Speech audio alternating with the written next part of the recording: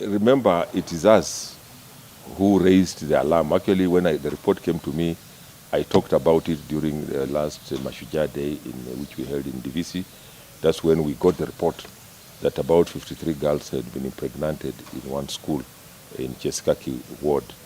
Out of that, we have held stakeholder meetings in Sirisia and other parts of Bungoma. I attended the Sirisia one. The first thing that we are doing is first to sensitize the communities about the early pregnancies, because we cannot just load the blame on, say, the girl child. The boys are involved, the parents are involved, other stakeholders, say border that are meeting here today, are also involved. Most of them are the ones who transport these girls. So we are getting to the bottom of the problem. Let's not just treat the symptoms. We want to get to the bottom of the problem.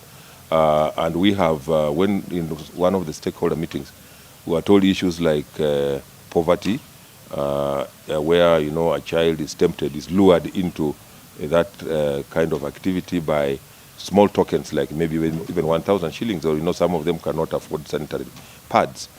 So these are the issues that we are dealing with. I have called a stakeholder meeting, education stakeholder meeting, on Tuesday 16th, where we've invited all members of parliament, members of county assembly, all the stakeholders in the education sector, so that we look at this problem together. So I think it's not time to blame each other. It's a time to address the issue. Like I say, when you are in a hole, you don't fight. You look for ways of getting out of the hole. You don't start abortioning blame. So I think we are addressing the issue.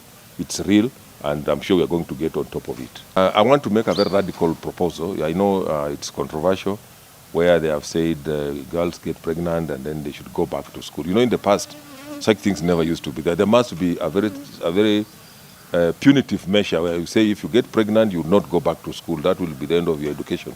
So that it acts as a deterrent for those who may be tempted to get into such things. Because in these days, it's just like you go, get pregnant, go back to school and continue with your life. So I think we need to come up with, we need to relook at that. And of course, if those people are also going to, say, impregnate school children who are underage, I think the law is very clear. We also need to take punitive actions because the law is already there. We don't need to reinvent the wheel.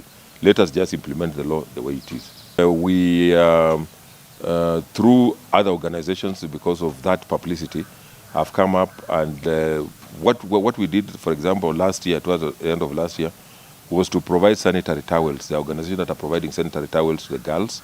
There are also organizations that are coming up to also sponsor this, what I'm talking about, the sensitization programs.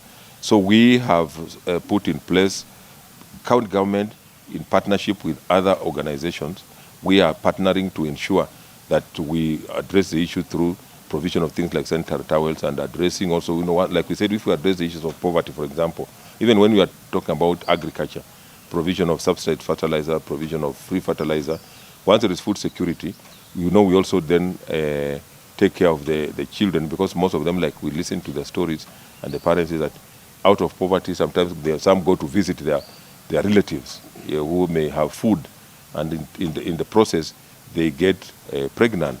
If you go to Mount Elgon, for example, you find that there's a lot of incest also, because most of them, again, because of poverty, they are sharing small houses, and as a result of that, they end up getting into relationships that lead to pregnancy. So we are addressing it as a county government in partnership with other well-wishers.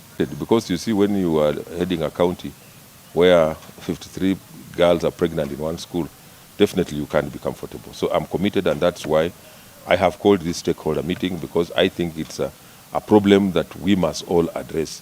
I am also committed through my attendance of the sensitization programs that we have planned in the county. So I'm sure that by mid this year, by June this year, we should be able to see a great transformation on what has been happening. Once we diagnose a problem, we'll then prescribe the proper medicine for it.